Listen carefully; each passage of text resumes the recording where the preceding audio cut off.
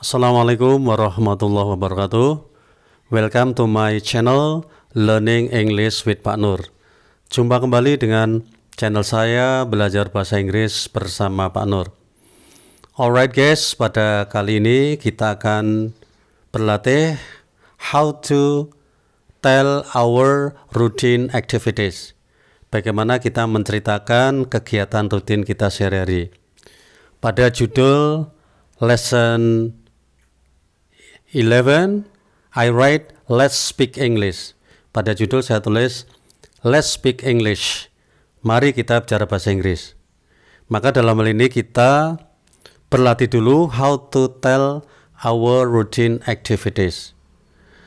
For it, I would like to give you a short examples of how to tell our routine activities. Di sini saya akan berikan contoh singkat bagaimana kita menceritakan kegiatan rutin kita sehari-hari. Alright guys, here is the example. Hello, my name is Ahmad Faisal. Please call me Faisal. I am 38 years old and have 3 children. I am an English teacher. I teach students of senior high school or SMA. I go to work by motorcycle. I like my job very much. My wife is also a teacher. She teaches students of elementary school. She also loves her work very well. My first child is Nita. She is 11 years old. Now she is in the 6th year of elementary school. My second child is Fahmi. He is 7 years old. Now he is in the 4th year of elementary school. And my last child is Safira. She is 7 years old now. She is in the 2nd year of elementary school. Every morning, I get up very early. I help my wife do our housework. We do washing, ironing, cleaning, etc. together. To spend my spare time, I usually read books and do sports. Tennis is my favorite sport. I enjoy my life very much. Itulah guys sedikit contoh bagaimana kita menceritakan kegiatan kita sehari-hari. Please tell your own routine activities according to your situation and condition, sesuai dengan situasi dan kondisi Anda masing-masing. Misalnya Anda seorang siswa, ceritakan tentang kegiatan Anda di rumah maupun di sekolah. Juga ceritakan tentang keluarga Anda, both your parents, your brothers, and also your sister. Alright guys, the next I want to explain briefly about this.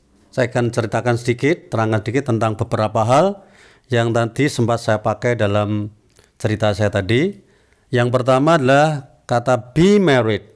Be ini maksudnya adalah to be. Ini bisa is, are, am, bisa was, were. Be married itu artinya adalah status menikah ya, atau kawin.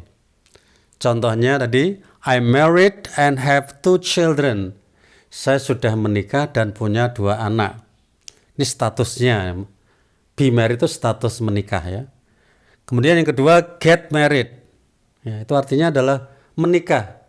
The activity of getting married, kegiatan menikah. Contohnya, I got married 20 years ago. Saya menikah 20 tahun yang lalu. Kemudian yang ketiga ini hampir sama, to marry. Maksudnya adalah menikahi. Menikahi siapa gitu ya. Contohnya, my son will marry a nurse. Anak laki-laki saya akan menikahi seorang perawat. So, you can differentiate or distinguish, membedakan antara be married, get married, and to marry. Ya. Kemudian the next one, do washing, do ironing. Ya, ini adalah melakukan kegiatan mencuci, ya, kegiatan menyetrika dan seterusnya. Dan yang terakhir, contoh tadi, she is in the 6th year of elementary school. Dia di kelas 6 SD. Di sini menggunakan kata-kata the 6th year. 6 ini adalah bentuk ordinal number. Jadi kelas 6 SD bukan she is in the class 6, tetapi the 6th year of elementary school. Ordinal number ini juga dipakai untuk menunjukkan atau menjelaskan tingkatan, ya, tingkat. Misalnya sekarang saya berada di lantai 2. Now I am in the 2nd floor. Lantai 4, ya, 4th floor, ya, dan seterusnya. Kemudian juga dipakai untuk menjelaskan tanggal. 1 Desember itu December the 1st atau the 1st of December, bukan December 1, juga bukan 1 December, berarti the 1st December atau December the 1st. Alright guys, I hope you can understand what I have just explained today. Once again, please try to practice your speaking by telling your routine activities. Silakan berlatih berbicara bahasa Inggris lewat atau dengan cara menceritakan kegiatan rutin Anda sehari-hari. I think that's all guys.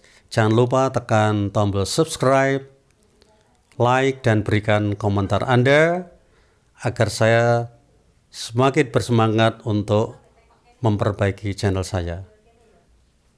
Thank you and see you again.